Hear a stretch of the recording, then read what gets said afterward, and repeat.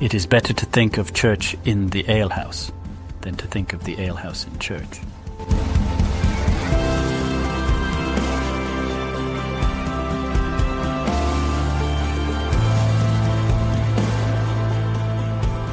Well, I do have a game for us tonight.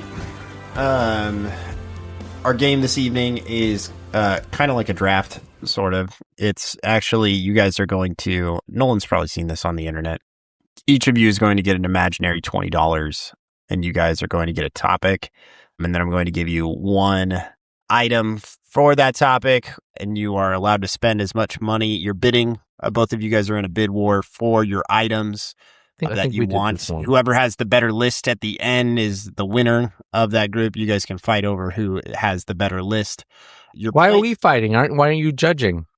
Well, I mean, you can state your claim as to, I mean, I could tell you what my preference is, but I mean, like, Nolan might sit there and say, I bought this one thing and that was the greatest thing on that list. So, you know, like I said, you can advocate for yours and I can judge it. Sure. This is as much as you are playing the man as you are bidding for the things that you want. Just remember that it is a bidding war. So you guys are spending your money. You can only go in dollar increments, by the way. Let's not do cents. We're not going to break all this down okay? I'm not doing nickels and dimes and quarters, okay? Everybody got it? So you have $20.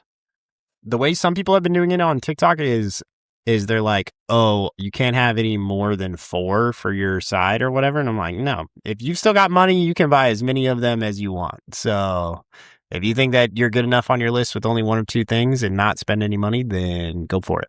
Okay? Yeah. Make sense? Okay, so we're going to start off with an easy one to kind of get things going. And then we'll get into things that you probably care a little bit more about after we get through our easy ones. So the first one that we're going to go through is we're going to go through athletes. So you each have $20. Let's go ahead. And Tim, you'll start the bidding on this one. Your first athlete is Dale Jr.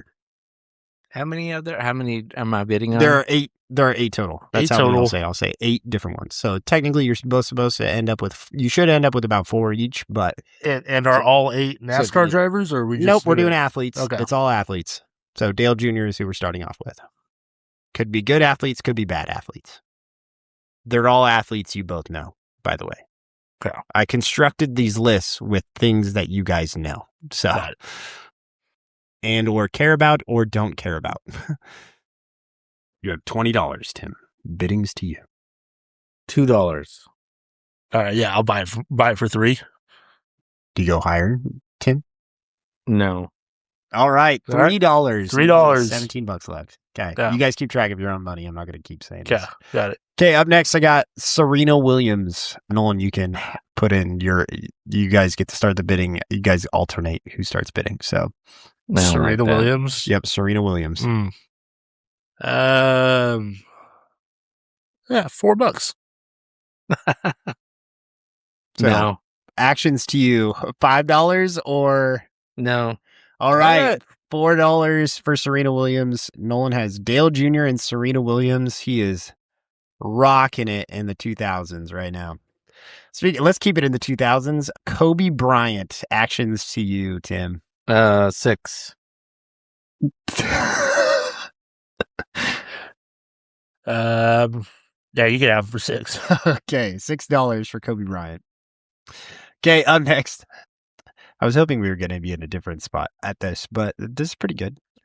Brian Urlacher. Oh, jeez. Actions to you, Noel.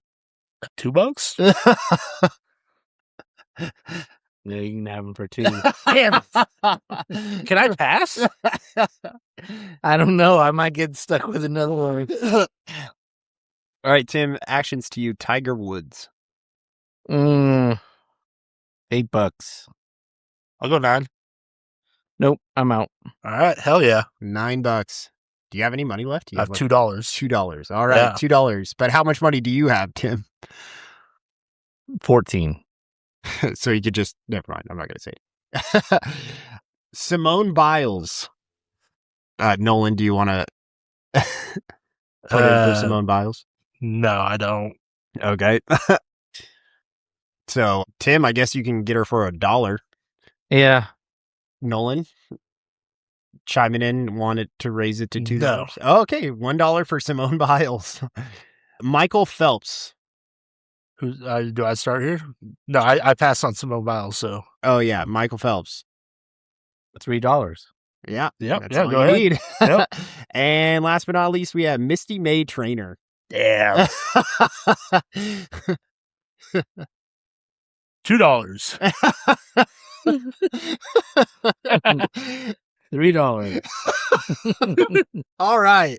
And so we end up with our list with Nolan having Dale Jr., Serena Williams, Brian Urlacher, and Tiger Woods. And Tim ending up with Kobe Bryant, Simone Biles, Michael Phelps, and Misty May Trainer. Yeah, there you go.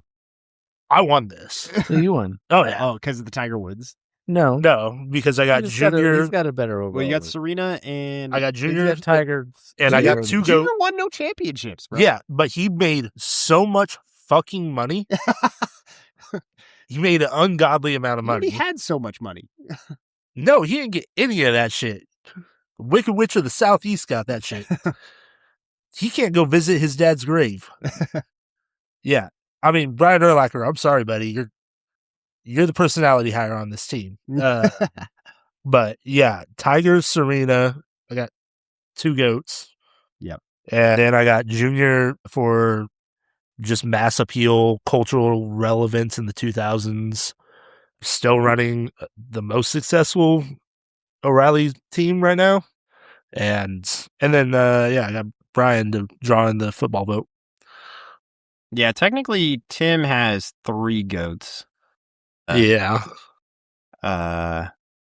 Well, Misty Mays also, but I'm not gonna go. I wasn't talking about Kobe. Yeah. I didn't think you were talking about Kobe. They're just Olympic goats, and yeah. Yeah, I was like, I don't know. Lots of people on the internet debate whether who's the greatest of all time when it comes to athletics and sports, and there's a lot of respect out there for Tiger, and then there's also a lot of respect out there for Michael Phelps as far like those are usually Phelps the is two. incredible. Yeah. Those are usually the two that are just like they're just so. And I mean, it's hard with Tiger's fall off for a lot of people to see that, but it all just kind of depends. So yeah. All right, you ready for your next category? Now that we've kind of broken the ice on this one, we're ready to roll. We're going to do movies now. Okay. All right, so our first movie so you guys have your $20 back. Yeah. So first movie is Baby Driver. Whoever wants to start the bidding, get started on this one. I think we should be writing down our bids separately and then have to say at the same time. Sure.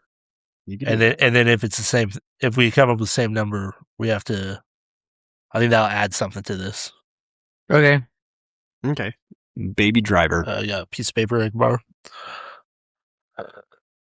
Thank you. Ready? 1, 2, 3. $3. Oh, wow. Looks like we're in the same boat. You- All right. Who's the action to? You want it for 4? Nope. Really like the movie, but not that much. No, neither do I. I do want it. Yeah, I'll take it for 4. All right, $4. It's a $4 movie. It hasn't aged well with the cast that was in it. Both Baby and What's wrong with Baby? I forget what he did, but for some reason people don't like him anymore. And then Kevin Spacey. Kevin Spacey. That was like right when it happened with Kevin Spacey. It Yeah. was like that movie came out They- and then that happened. Yeah, they considered like reshooting his parts Oh, wow. because it was like the week before it premiered. Oh, really? He was doing press tours for it and stuff, and then they considered pulling it and reshooting his parts, and then they were just like, yeah, it's not worth it. All right. Interesting to see on this one. Jurassic Park. Yeah. Is it the franchise or just the first movie? No, the first movie. 1, 2, 3. Go. 0. Oh. $4. Oh, so like he would start the bidding and so it'd be $4 is what you're taking away from yourself. He said 0. I was going to Yeah. say 4. I'll stick with 4. I won't. Okay. All right. I wasn't sure how this was going once. Oh, you said 1, 2, 3. I said 0. Okay, got it. All right. So Jurassic Park is Tim's. Up next, we have The Departed. 1, 2, 3, go. 7. 6. You got it.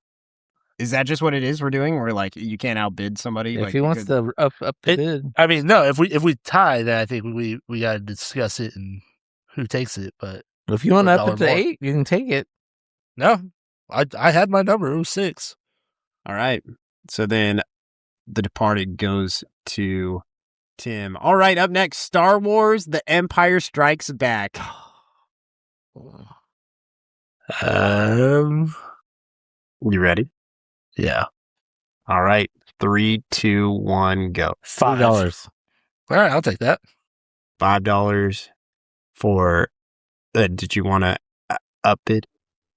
All right. Up next, The Shawshank Redemption. How much money does everybody have left? We both have $11. There's still 4 movies to go. You guys each have one each? 2 No, each? 2 each. Baby Driver and Star Wars is Nolan's. Jurassic Park and The Departed are Tim's. From an entertainment value, Nolan's possibly up there right now. From everywhere else considered.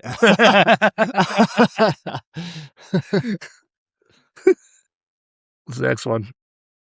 Didn't I say Shawshank? Oh, yeah, you did. My bad. We ready? Yep.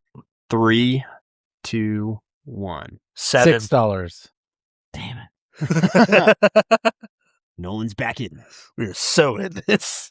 With $4 left. $4 left. That's all I need. Up next, we have Cars. I'm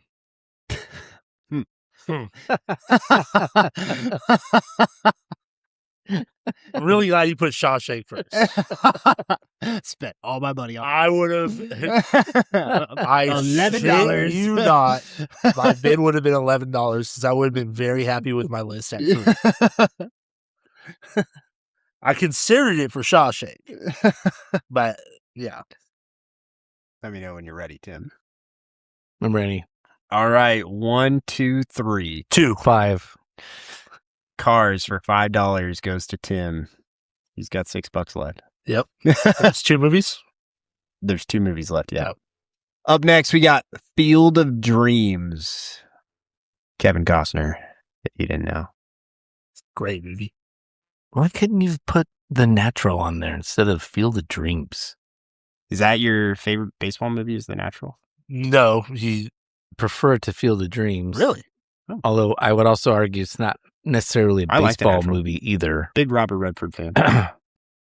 Which one's not a baseball movie? You apparently just had a good relationship with her. We get it. The Natural. Well, I guess Yeah. it is it is a baseball movie. Field of Dreams is barely Is barely a baseball movie. It's a movie with baseball in it, but Right, and I it's a get great movie. Don't get me Right. wrong. That's my argument about. It's my argument about Home Alone being a Christmas movie. Yeah. I was like, Christmas is around. It's that Christmas time. adjacent. Yeah. It's not Bull Durham, where Bull Durham's baseball. Yeah. It takes place during Christmas. Yeah. It's not Moneyball. Yeah.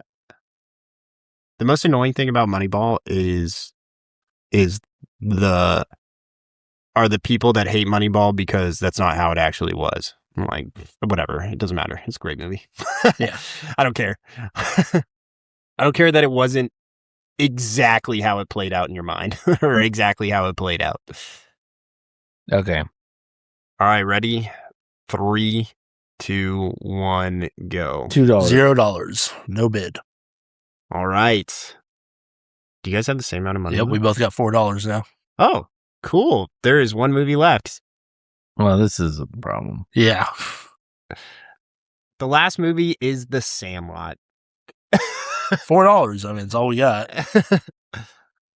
Now it's just out of the goodness of his heart does Tim let you have it. I'll let you have it. I'm not a Sandlot guy. Not because I don't think it's a good movie. It just is not my generation Right. movie. Yeah. Heroes get You said it, remembered, Tank. but legends never die. Wendy Peppercorn, bro. Bro. The Pool Honeys. Shout out to that movie that every teacher showed from junior high to high school anytime they were out of class. No, that was The Miracle, according to Eric Pedersen, I never saw the Miracle. I never until saw Miracle. literally this year. So I've seen Miracle at home, but I haven't. The hockey movie? yeah, Yeah. I saw it this year for the first time. Really? It's a good movie. Movie's so good. Yeah, it was a good movie. The one that I always got shown growing up when it was like the roll-in TV was Remember the Titans. That's what. I got that's that a good one one too, watched. because that one's got social stuff going on at the same time. Yeah. It's a really good movie. Shane Gillis has a great bit about that, about the Remember the Titans. He's Does he? Yeah, he's like, if you want to end any type of strife or horrible things in this country, you just got to put together a really good football team. That's what that. I was like, that's what the moral of the story is. This town went from Jim Crow South to holy shit, the team is 4-0. Those guys are my brothers. The high school football team is 4-0. Those guys are my brothers. He's like, what I'm saying is if the transgender community put together a really good run it down your ball, run it down your throat ball club. Yeah. He's like, what I'm really saying is if the transgenders could get a team together that could go down and beat Alabama tomorrow, the people down there would be like, those are some tough bitches. Shane Gillis said his best. All right. Best list.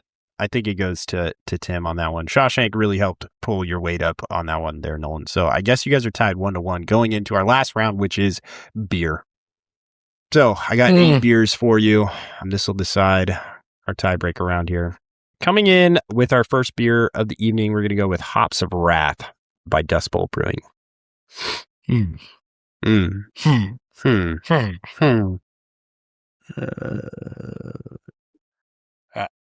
All right, 3, 2, 1. $3.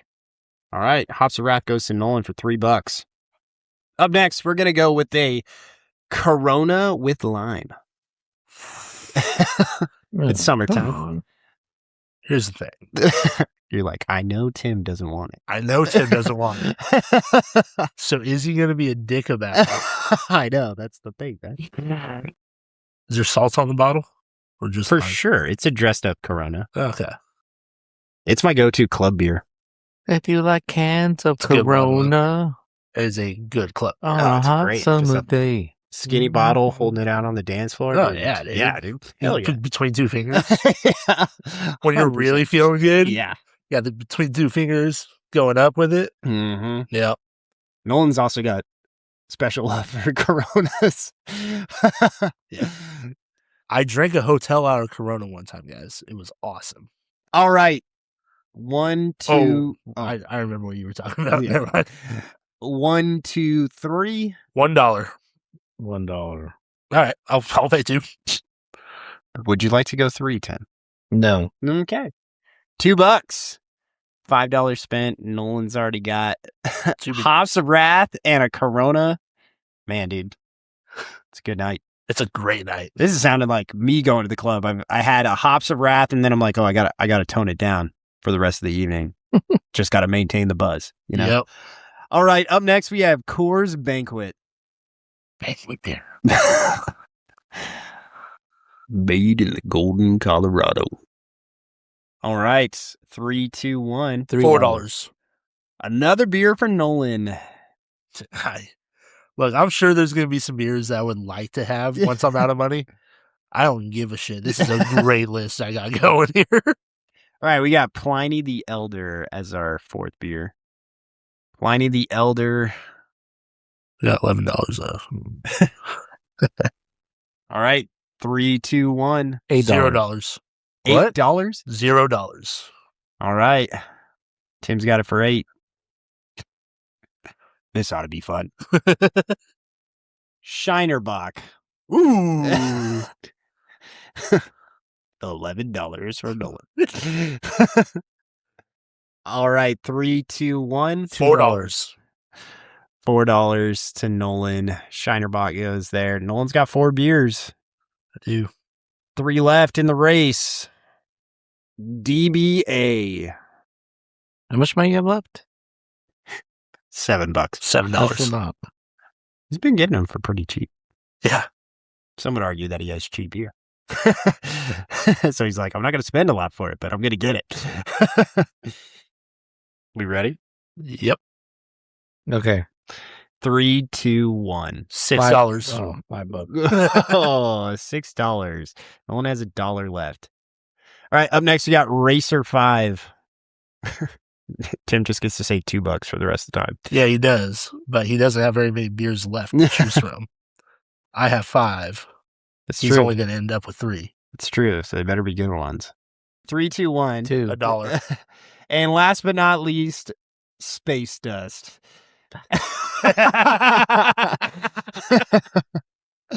You can enter a bid at $0.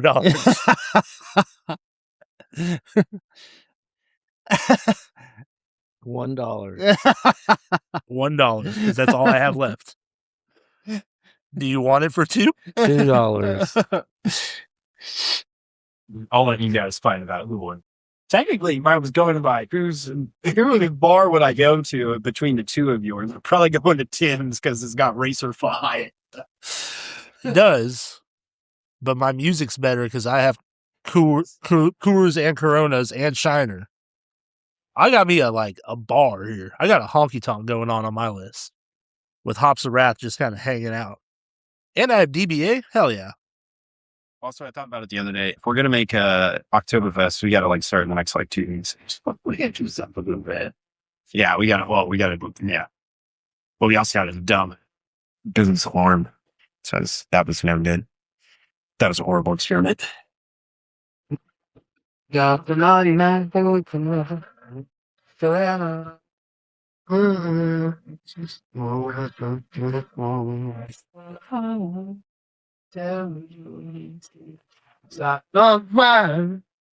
keep them both at full, so you can try the Black Stills. Yeah,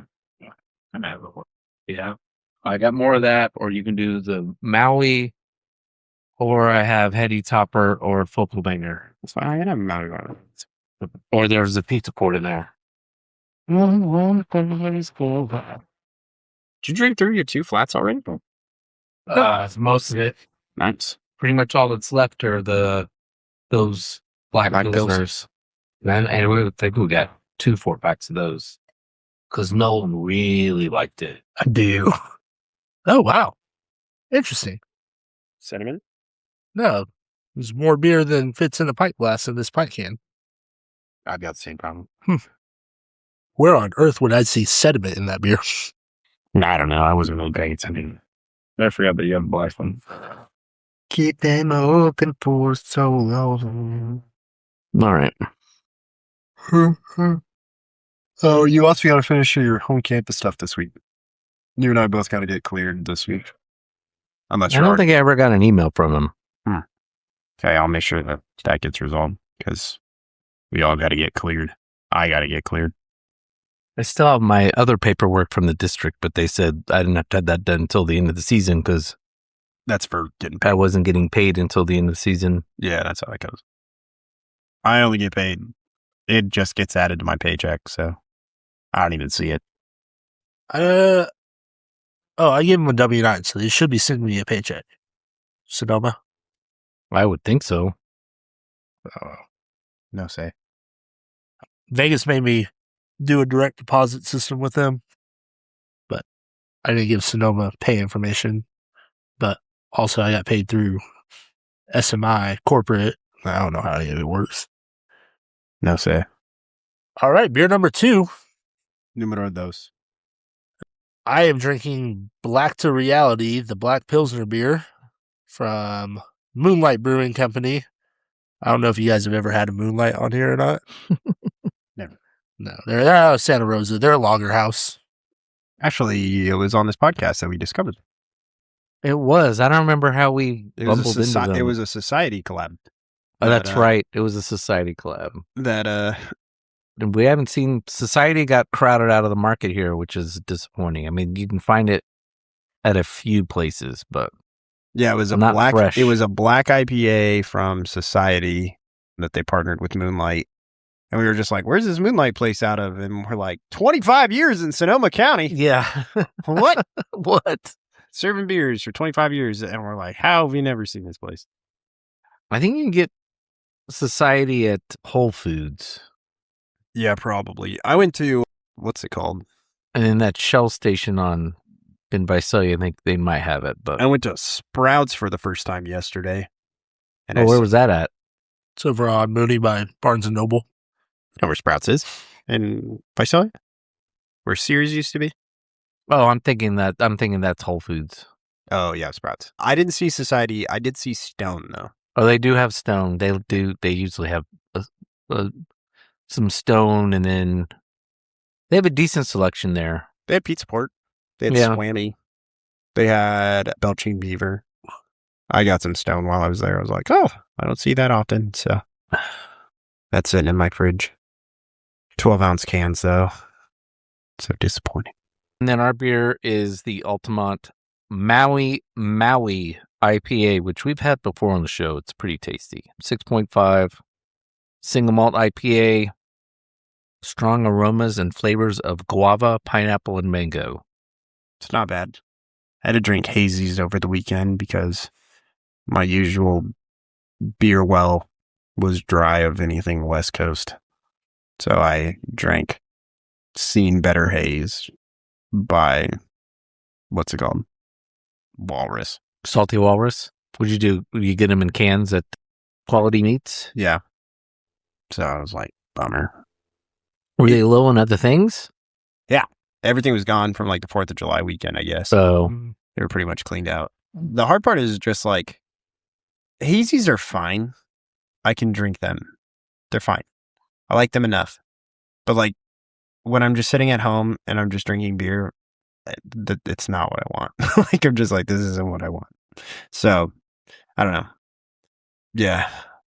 So, that's how it goes. So, very grateful for this right now. It's very good. It's not devoid of fruit flavor, but still tasty, bitter. still bitter. Yep. It's a little bit on the lush side, but not overdone. No. Like Machine Head. What? All right. So, a main topic for this evening. We do a couple parables. Yeah. A parable. We're going to start going through the parables because I think we want to do some stuff straight out of the Bible.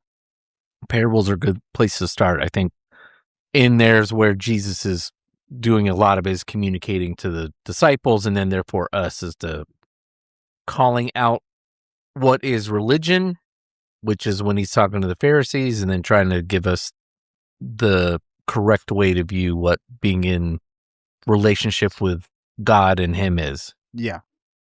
And a lot of them are straightforward, and some of them are not. We've done Prodigal a bunch. In fact, the last time we did Prodigal, we did all three that are done in succession as he's rebutting what the Pharisees are complaining about. Let's see. Do we have any? Do you want me to just throw one out for us? Are you saying, do we have any requests from the audience? Doing shout out parables. It's like a comedy show where it's like the whole thing's ended and we're just like, Jesus, do the one about about this. Do the machine. Yeah. Tater salad. Yeah. I'm telling you all about the parable of the tenant farmers. That's right. Do the one about the talents. Where should we plant our seed? That was after the adultery talk. Yeah. Nice. So, anywho, the lady over at the well. Seamless transition, as Jesus would say. Don't be like that woman. That's right. Jesus, who are you talking to? There's only one cigarette. What does he say? It was only one depends on how you say my name. I don't mind When you. you I don't mind it when s- you say my name, just not after you stub your tongue. That's right. I saw you smoking that cigarette behind that rock the other day. It was only one cigarette. And Joseph, we all know what you did, but I can't repeat it because I'm Jesus. Let's see. Parable of the marriage feast. There we go. Actually, this is good because this is where, let's just go. This is the whole concept of, this is where a lot of people get a lot of heaven and hell concepts from. Do I need to start in 21? I don't think so, because he starts telling it just straight up in chapter 22. Oh, well, you should specify what book it's from. That's I important. will. Let me pull up Matthew 21. No, not Matthew Perry. Not Matthew Perry. Guys, I heard a pickleball joke in Sesame Street today, and it made me laugh. And so therefore I used a pickleball joke in my class today for Oregon, and Was it not appreciated? No, it was actually very much appreciated. Everybody laughed at it. It became like a running gag for the rest Okay, good. for the rest of the thing, but I've had pickleball on the brain.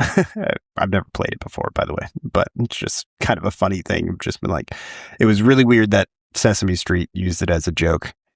There was a character that was like babysitting baby dragons, and it was because Mama Dragon had a pickleball game to catch.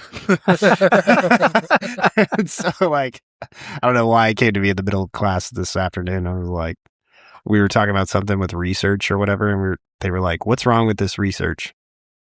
And we were evaluating somebody's research, and I was like, the sample was terrible.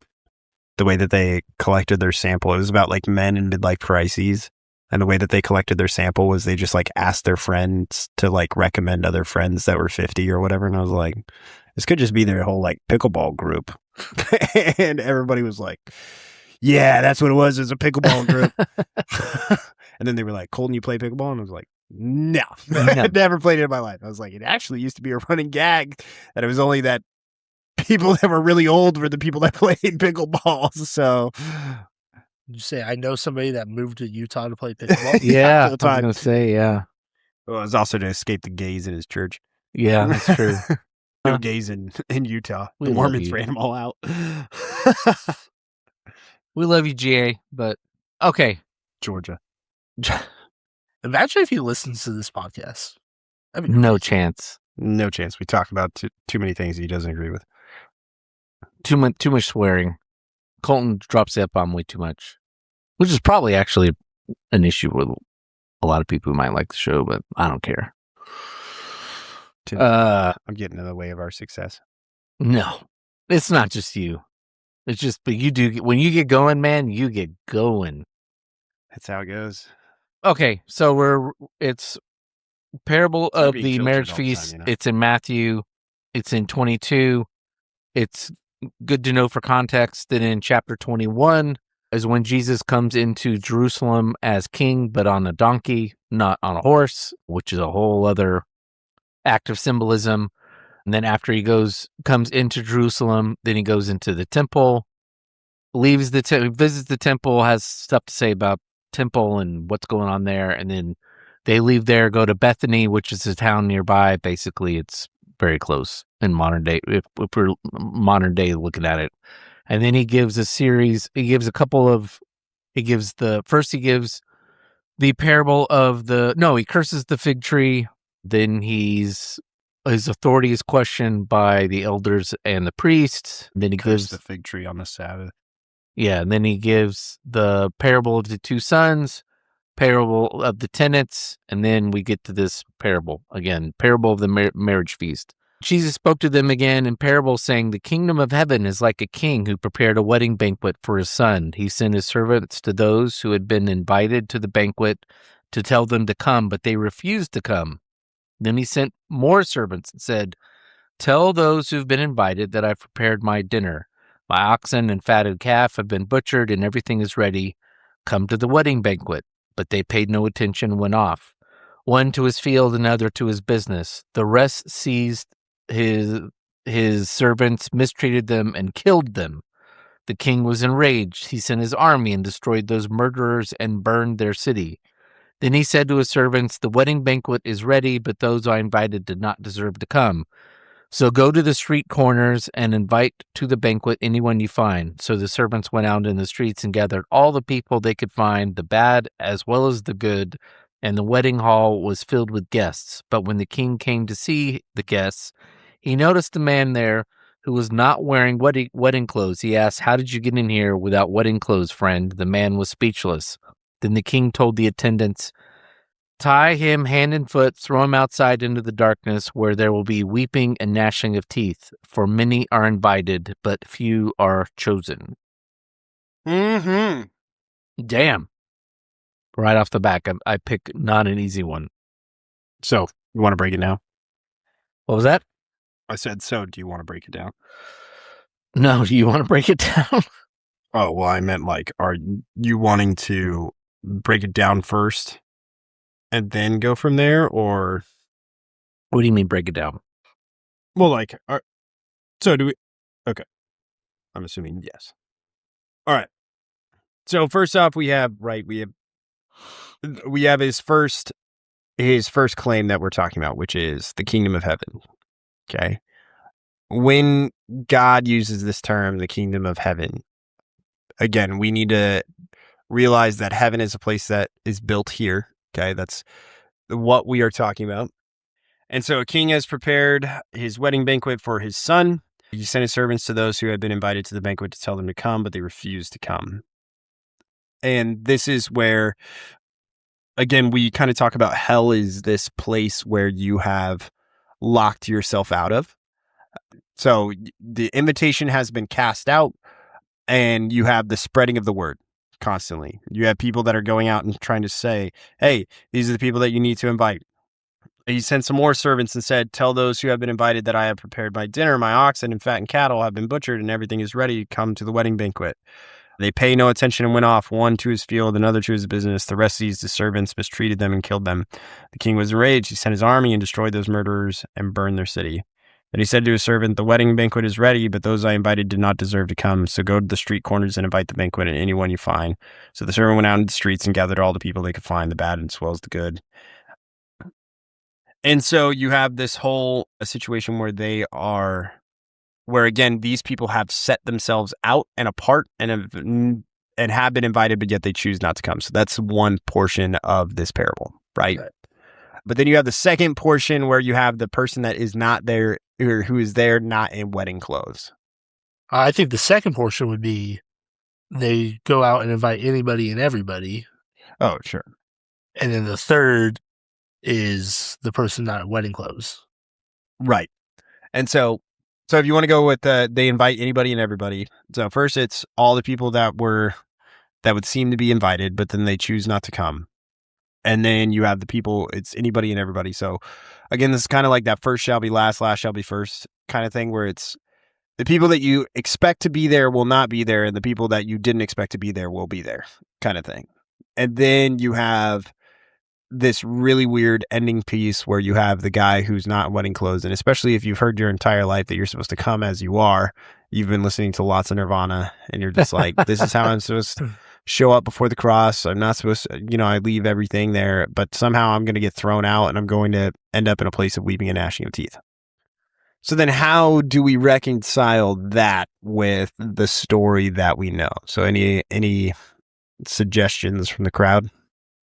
Because I feel like the first part is easy, right? Like, again, you have people that are going to either accept or people that are going to reject the kingdom that God has put forth.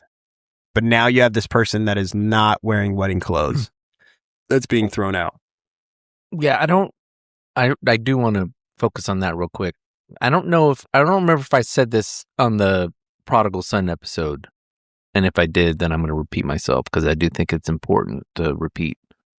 At the end of Revelation, when Jesus is at his kingdom, there's another attempt where everyone gets another chance to finally admit that Jesus is who he says he is. And according to Revelation, there's still a group of people who say no. I've spent my entire life, and I think the average Christian does, as those are the people who they like their bad things and they want to continue to do their bad things. They just, they want to live in their way. And I'm sure that's part of it.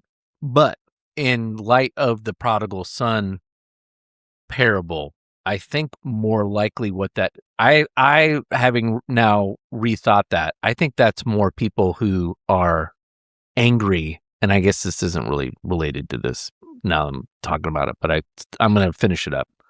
I think that's more people who don't want to accept that certain people, the bad people are going to get in with them as well. They're still hung up on this idea of quote unquote justice. And if what you're telling me is I got to bow down to you and that piece of shit over there is also saved, then I'm out. It's not so much, again, we think it's, oh no, I'm going to continue to do all the bad fornication and all the things, the 7 deadly sins and all the things that we want to, the things we want to point out that make people really bad, the icky people. And I think it's more the people who have a hard time grasping that guy gets in, I got to bow down, and that guy bow down. All he does is say that you're King Jesus and that's it. No, I'm out. So anyway. So so I think, like I said, the beginning and the middle part, as Nolan says, there are 2 different parts. You have the first part where these are the people that are getting in, these are the people that are invited, these are the people that are actually showing up, and then you have this guy. Now the reason why this is important, and I wanted to make sure that I got this right before I continued, so we did check. So traditionally, and this is where, again, we need to understand contextual, because a lot of people have now used this, right? This whole area of the weeping and the gnashing of teeth. This is where people get thrown out.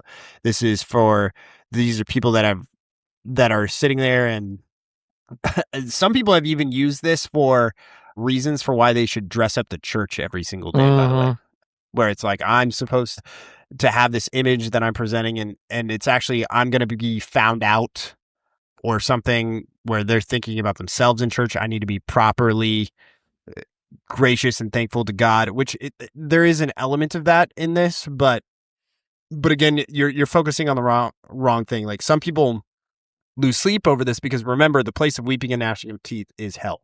And this is a place that other people have put themselves in. So everybody that isn't in the party, anybody that isn't in the feast, is a part of that place.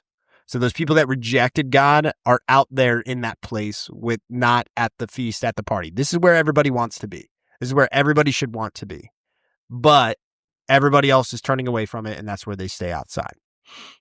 The reason why this guy is being thrown out is because, and what we would have traditionally known if we wouldn't known this at this time, is that when parties were thrown, feasts, what would have happened is they would have robed you at the door.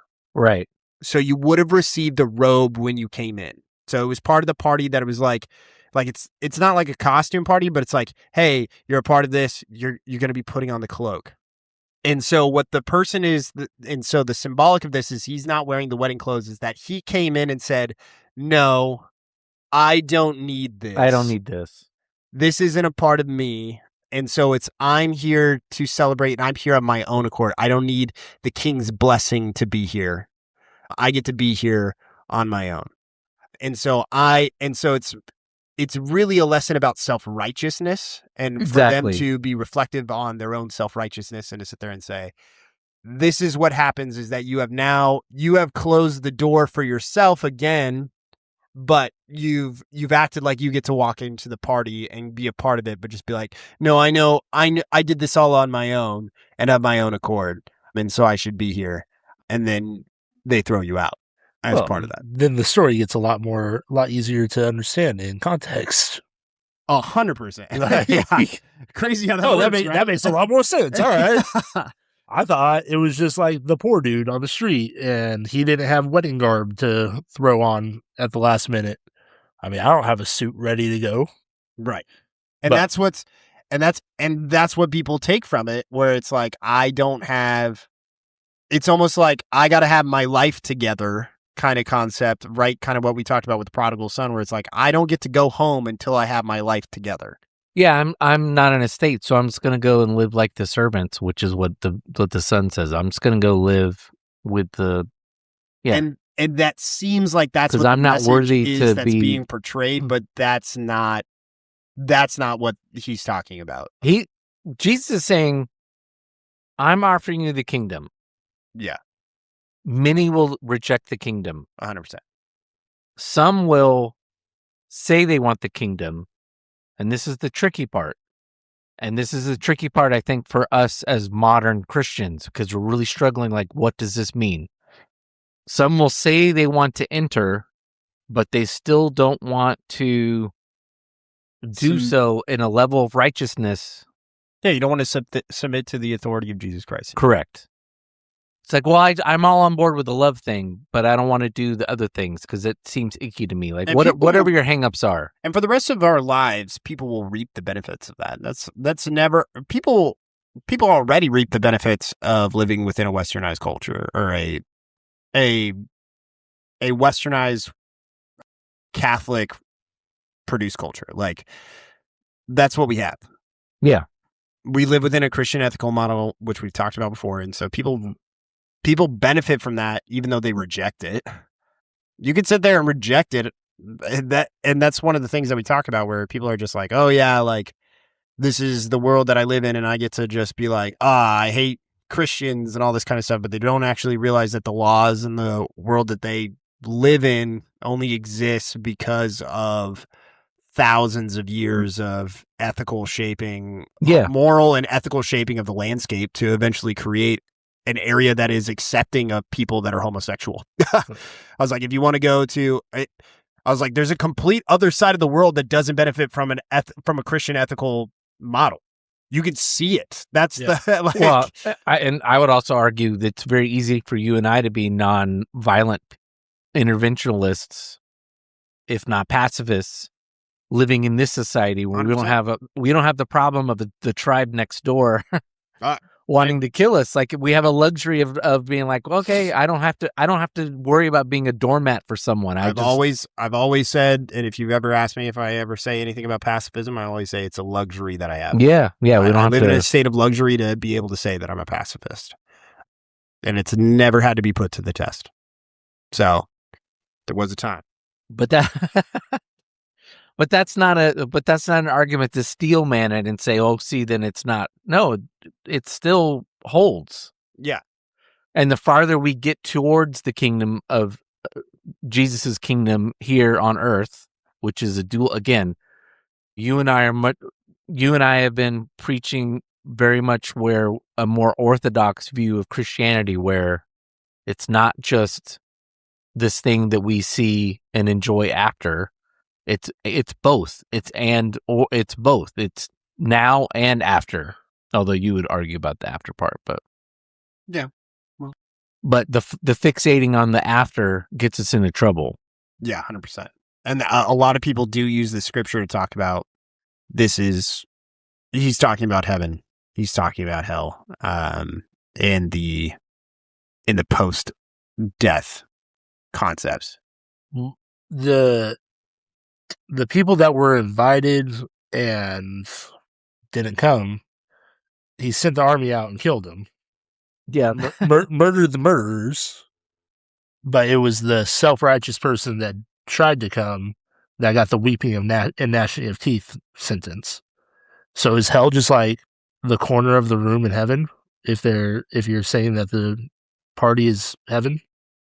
I'm not saying the party is heaven. Well, wait, are you talking about if you're saying, if I'm saying that the party is you're heaven, talking about post-death heaven? Yeah. Or you're talking, okay. So yeah, no, that would be you get thrown into hell. That's right. The concept of that. Yeah. But they were that in the parable, the guy was on full display. Right? Yeah. So most people would be like, so you make it to the gates, but everybody knows that you don't belong here, and so they throw you out. Yeah. Within that concept or whatever. I believe that it's talking about, again, whenever we're talking about a party or this stuff, I believe that those things are happening now. I think it's so sad that Christians believe that this is Christians believe life is purgatory. It's so sad. This is the holding ground. Yeah, I would say the party comes out. I would say you're meant to suffer and right. I would say the American church in particular, because we have such a narrow view of Christianity. That's I've heard the phrase, "This is as close to hell as you'll ever experience if you're a Christian, but it's as close to heaven as you'll experience if you're not." I'm like, well, Alrighty then. Yeah. That's a bleak view. If you're living in, again, yes, if you're living in Ethiopia in 1984 in the middle of the famine, sure. But again, that's not because the earth is hell. It's because you're having evil people imposing things on you that are causing a mass famine in addition to a drought. There's also a civil war going on because countries are warring over the future of your country because as if it's a life and death. And so Sure. And I mean, like, you could sit there and say, like, I come from a place of luxury. Like, children in Gaza are obviously not feeling like heaven exists on earth right now. Right. So, like, I can recognize my bias within that statement, but I do believe that God. finish and then Oh, yeah. Well, I'm not saying that you were saying anything wrong. I put my hand up like I was interrupting. I think that God created this world and he saw something good. And he intended for us to live here and thrive here and do amazing, wonderful, beautiful things here. And when we keep treating it like this is purgatory and we don't see the true beauty of this life that has been given to us by God and that it's a gift for creating, not only creating wonderful things for other people, but also creating beautiful things for ourselves, then what are we doing? You know, like that's just such a dismal way of looking at life. I feel like some people get life from that, which is just like my suffering brings me life. And that's the shit that made me leave the friggin' summer camp that Nolan and I worked at. I worked on a like 8-man crew or 12-guy crew or whatever of all guys that were just like, oh, isn't this suffering great?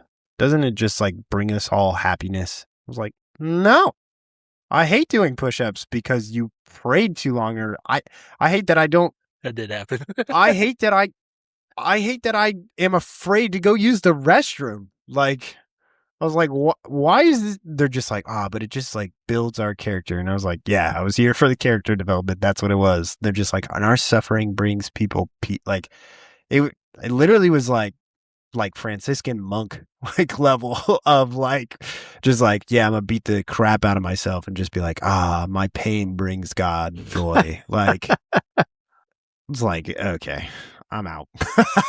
Deuces. Nolan said he had a completely different experience with the guys in his crew. Yeah, we did. But I had a bunch of homeschooled guys with me, so. Oh, there you go. I was like, I don't have a problem. I never had a problem with chopping poison ivy or chopping trees. That was the most fun thing that we did. It just was like. And it didn't get better. That wasn't even bad. That was fine. The dumb part was like us sitting in a freaking room for an hour and they're like, okay, you guys are going to study this one man from the Bible and you have to describe him in one word. If you don't get the one word correct, we're going to make you run for miles. And then just close the door. It didn't have to be correct. You had to be able to defend it. Nah, we defended it the first time and they still made us run. And you know that they made us run. And we're sleep deprived. We're exhausted. We're just like, brave? So like, you thought he was brave. You thought he was brave. And it was like, it was Steven. It was Steven. This was dreamt up by somebody who was envious that they didn't make the seals. Yeah. No, it was Buds. It was Christian Buds. Yeah. So the first week was Steven, and we were just like, courageous. We literally for a week. Bold. Bold or whatever. We're literally like sitting there like sweating bullets in the room. Like, we're like, we got to come up with something. They're going to make us run. They're going to make us do something. Adjective adjacent? Yeah. And then we say it, and they like literally look at us like it was the dumbest thing they had ever fucking heard in their life. We're like, he died for his faith. Judges were looking for martyr. Go run. No, it had to be a descriptive word. Yeah. Which, honestly, here's what I would have said, is I was like, because honestly, I feel like this is what they were looking for. Like, with how much psychological trauma I went through that, I was like, I think they were looking for stupid. Like, they were just like, your life is more valuable than if he would have just denied it and just like would have moved on with his life, and then he could have done way more powerful things if he would have done it. I don't know. Yeah, so we had to go run for that, for saying bold.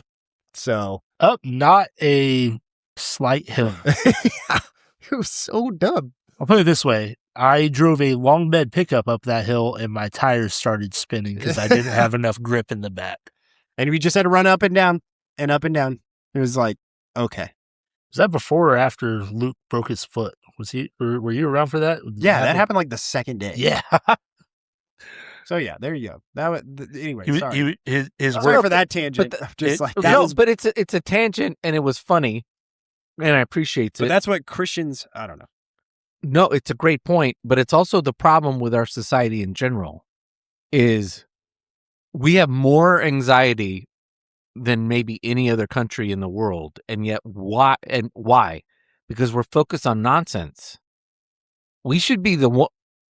We've said it before on the show. We are the rich man. I don't care if you're the poorest American. Yes, relative to everybody else, you're in the United States. You're poor, but globally you're not. And I don't mean to be necessarily flippant about that. I mean, you live in the country you live in. You live in the economy you live in.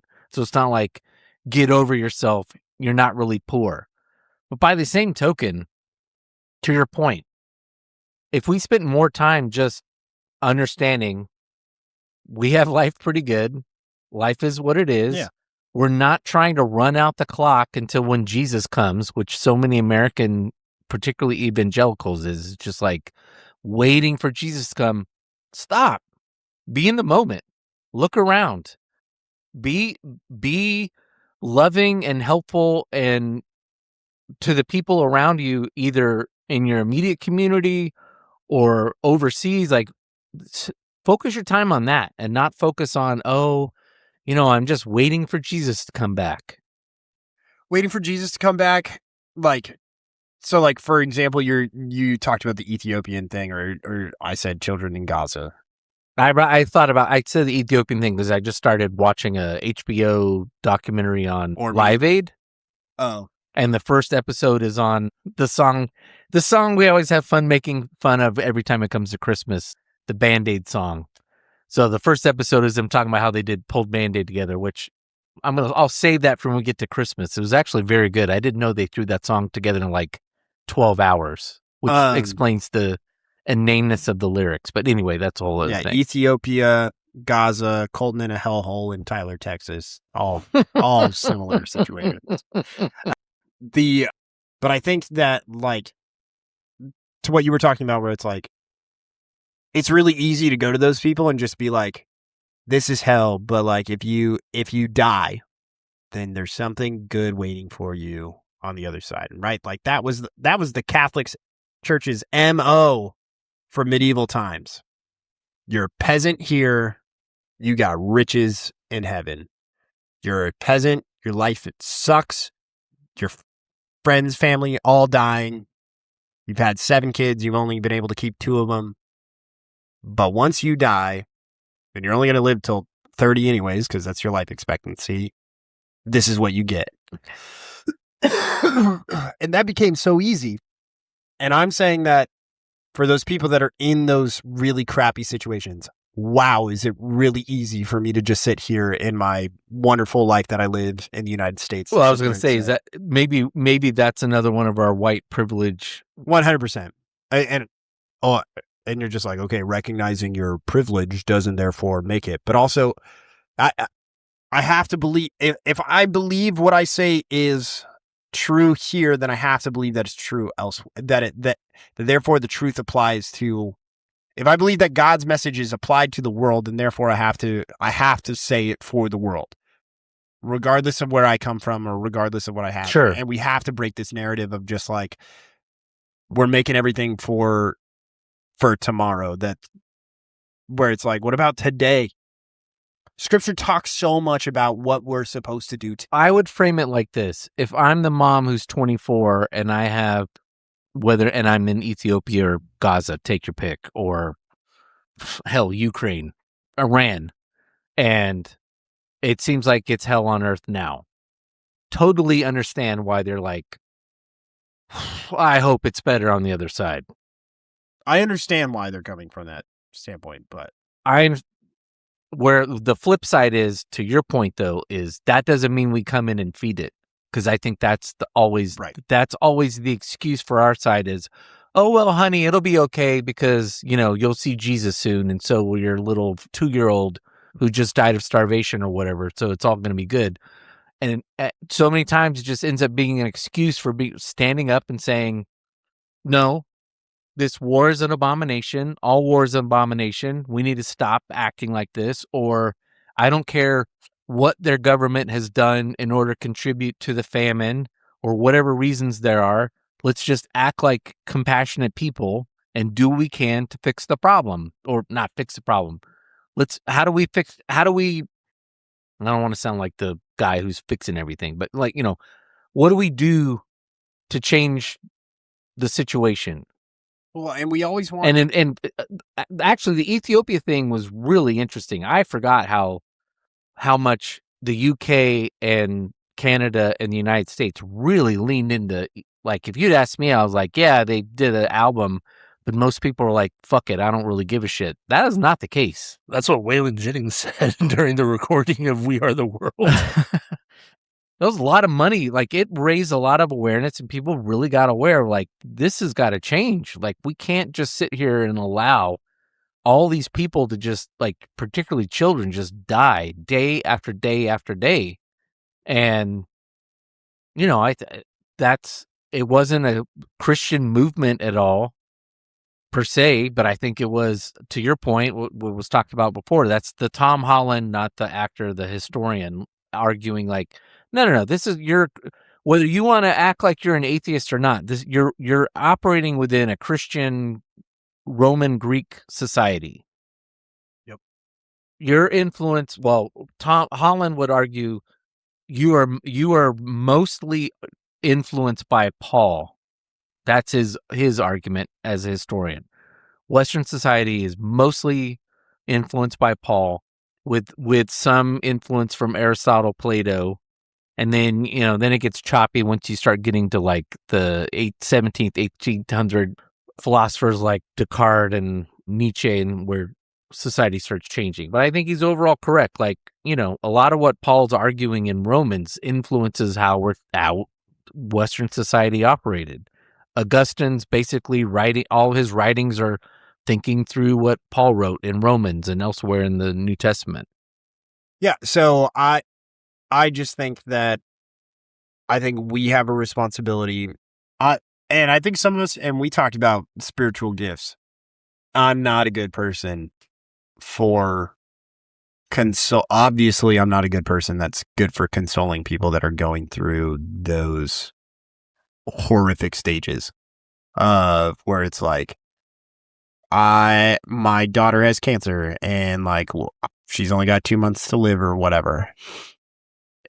Because my answer is the same. And I mean, like, you could sit there and say, okay, Colton, but my answer isn't, just be like, oh, like, God has a plan for her in heaven or whatever. And so she's going to be okay. And that's where she's going to be or whatever. I don't even know if that's comforting to people. Like, that's what people go to because we don't know what to say. The hard part for me is like when somebody sits there and says, why is this happening? Like, my answer is we live in a broken world. I don't look for God as the reason for any of this. I just say that there's shit that's broken here. And like, but that's not, people don't like that answer either. So I'm not the person to go to for those types of things. So like when you sit there and we talk about Ethiopia or you talk about Gaza or Tyler, Texas, we live in a broken world where broken things happen and we want immediate change. We always want immediate change. We're just like, okay, well then let's fix it. Our world doesn't work that way where things just automatically go away because people are all of a sudden aware or whatever. It's so much more convoluted than that. And so there's no quick release from pain and suffering in our world because people are selfish and cruel and mean, or can be cruel, selfish, and mean. But what is it? It's the law of it's the law of something where basically I can't remember what the law is, but whatever that thing has for the potential to be bad, it also has that same amount of potential on the flip side to be good. And so humans are a prime example of that, where we have just as much as we can do so much evil, we have the ability to do so much good. And I think a lot of the time we're just like, oh, well, I'm just going to go through and I'm just going to care about myself because I'm going to care about other people, but only within the context of what it does for me. Right. And that's what we talked about, where it's like, I'm going to get to the kingdom of heaven. And so I'm going to do what I need to do to get me there. So this is I want my eternal salvation. So therefore I'm going to do things to ensure my eternal salvation. And it'll be good for other people, but it's really actually just about me. Yeah. Do you remember Coney 2012? Yeah, Oh, man. Do you know that he is still alive and still the head of that resistance army? Yeah, I did know that. There's a brief intermission here. Yeah, it's brief. I'm running out of battery, both on my phone and just In your brain. in my brain. Did you drive home today? Yeah. Oh, yeah. I'll do it. Drove home today, woke up, went to bed about midnight, woke up to my niece screaming, pissed off at the world about 5:45 this morning. She sleep through the night yet? She sleeps through the night, but she's up promptly at 6. That's how it is. And things have gotten a little goofy with the hour time change. Yeah. So, yeah, she was upset this morning. And so I walked out and she was holding her milk in one hand and screaming in the other hand. Yeah. She's got milk. She's screaming. And she's screaming. When I opened the door, she just turned and kept screaming, looking at me. And so I walked in the living room and I said, Alexa, play in the name by Rage Against the Machine. Kill in the name of, and tried to get her to headbang. And she stopped crying for a second, but then she was right back in it. And then my brother-in-law said, this doesn't work. Alexa, play Moana. And she heard The Rock and all of a sudden stopped screaming. Crazy how that works. Yeah. But I'm transported. and we're back. I do want to punctuate again the end of the parable and the importance of that. Again, what Jesus is talking about is making it clear. Dietrich Bonhoeffer talked about grace it's basically what the whole book of James is about, what Bonhoeffer coined the phrase cheap grace, where if you're a Jesus follower, but there's no transformation in your life, then you're not really a follower. You're the guy, you're what Jesus talks about when he says, well, even the demons know my name, but you're not really. Yeah. So what? Like, just because you say you know who I am, there's more to it. And I think, again, if we're picking on American. Such a great line, by the way. What? Even the demons know my name, or whatever he says. Friggin' mic drop moment. Like, get the fuck out of here. The guy's like, everybody in the audience is like, oh shit. Oh shit. Oh, he just did that. Oh, that guy couldn't even show his face for the rest of time after that. They're like, dude, you got burned. Boom, roasted. Yeah, boom, roasted. Get this guy's career in the toilet. We have this very modern, and it comes out of Calvinism view of Christianity where, I just say the prayer and then my life's transformed and I don't really have to do anything. And then that leads to a whole cycle of guilt and problems, because when you're told that kind of stuff and you're like, I'm still sinning, but I was told by my pastor that I'd said the magic prayer and now I'm changed. Again, it's not, I don't want to get too granular on the actual parable. I don't think Jesus is saying you have to do this work. You have to, but the point is there is a transformation that happens that in order for you to show up at the table. Well, you have to make the decisions. Right. Again, that's the hard part where it's like, okay, so I don't to be a part of the party that's going on right now, because that's what I'm saying, is you have to open yourself up to, one, the idea that a party is going on. So therefore, you have to accept that life is good. It's not half empty, it's half full. Yeah. You have to sit there and make that acknowledgement, and then proceed to sit there and say, and I want to be a part of God's plan for this world. So therefore, I'm going to put on the wedding cloak, and I'm going to be a part of this. Yeah. And I'm going to enjoy this party that's going on. This guy just want to show up and eat, nosh on some food and not have to Yeah. act like it was. You have a decision and you are making, and again, there are going to be people that are going to benefit from the world that we live in. People don't even realize it. That's what I was kind of talking about earlier, where it's like we have lots more people that are like this guy. And in the scenario at the time, there's probably only like one, in the parable, there's this one guy. Now it could be fucking everybody. Right. It's because now you can sit there and you could benefit from the whole thing, and you could say, I got here based off of my own, like that's I can be at this party. Well, that's the whole atheist, the atheist movement that I think's kind of died out. I mean, it's not to say that there's no atheists, but that whole atheist movement from like early 2000s to about 10 years ago, that's dead. And I think people just realize, like, you're just claiming all the moral things of the people you claim are idiots and crazy.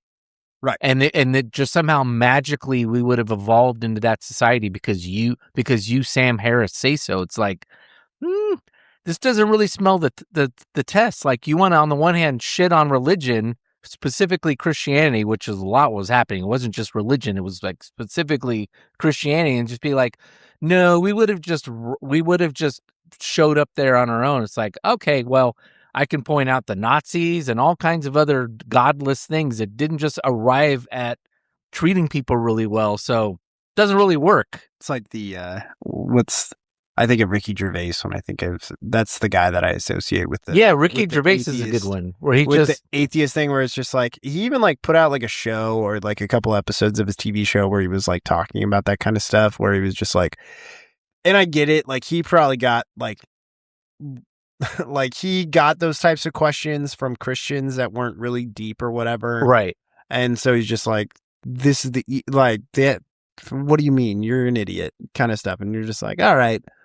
But it was still, his responses were very shallow together. But one of my favorite things, I like Ricky Gervais. I love Ricky Gervais, but I also agree with the criticism of him. Yeah, what's the little African-American woman who's also a lesbian comedian? She's on like a couple of TV shows or whatever, but Wanda Sykes. She had to accept. Was it Wanda? She had to accept like an award for him because she was the one presenting the award for an Academy Award, and he won it. Or it was either an Academy Award or like a Golden Globe or something, and he won, and she's like, I am so grateful that you're not here, because that means that I get to speak on your behalf. And so as Ricky Gervais, I would like to thank God and the trans community and all the gays. It was great. I was like, man, that sounds like Wanda. It sounds like Wanda. This is the most Ricky Gervais thing I've ever seen happen to Ricky Gervais. Yeah, Ricky wants this. He wants to pretend that he came to the, society just had all these great ideas, but he's standing on the shoulders of the same people he's shitting on. It's somebody that didn't study history before 2,000 years ago, or even 2,000 years ago. Yeah, well, yeah. I mean, it's seen as like it's manifest that these are universal concepts. Well, and then you wrap in rationalism, which I always have a problem with. I think we've like now universal concepts. So that's important because that's where mere Christianity starts. Yeah, but it does it from a God-centered thing. No, but that's what he talks about, is where he's like, so if you're going to sit there and make this claim that we were going to come by these naturally, then how would this have occurred? Oh, yeah, exactly. And he's like, and if you go down that rabbit hole far enough, you're gonna find that, because again, I think that mere Christianity is so good because it's a bunch of ones and zeros, or it's a bunch of on-off switches where he's like, okay, if you're going to turn this on, then okay, let's see how far we can keep turning on switches until we're like, oh, that doesn't work. Yeah.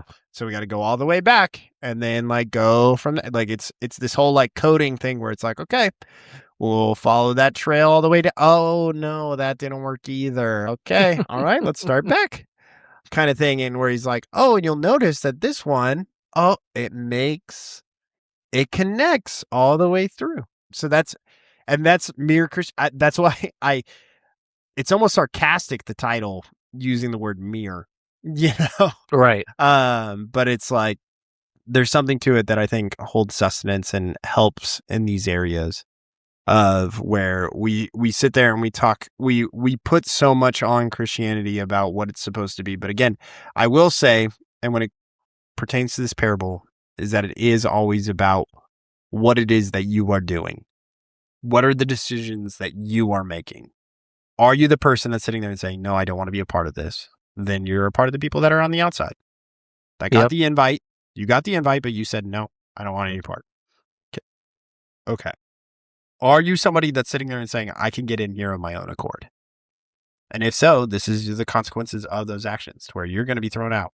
Or someone who says, I'm going to show up to the party, but I'm not going to actually share your worldview of XYZ of what you teach. And you could be promptly thrown out, to where there's weeping and gnashing of teeth. Nolan's ready to call it. Yeah, I gotta go. You guys can keep going. We are at 155. It's a nice, for us, it's a rather tight episode, so we can call it. All right. Well, we thank you for listening to this episode of Goat Hell Podcast. And if you missed Atlanta, no, I missed it, so I'll be going to a place of weeping and gnashing of teeth. If you think the Sandbox is better than the Natural, you can go to hell. the Sandlot. Sandlot. I don't think trying to start a fight. Sandlot's like, it's a different movie. It's a cult classic. Well, no, I don't even feel like it's cult. I don't know that the Naturals age very well for a lot of people. I don't see it. First time I saw The Natural was at Dodger Stadium. Friday night. Came to the movie promotion. Oh, that's great.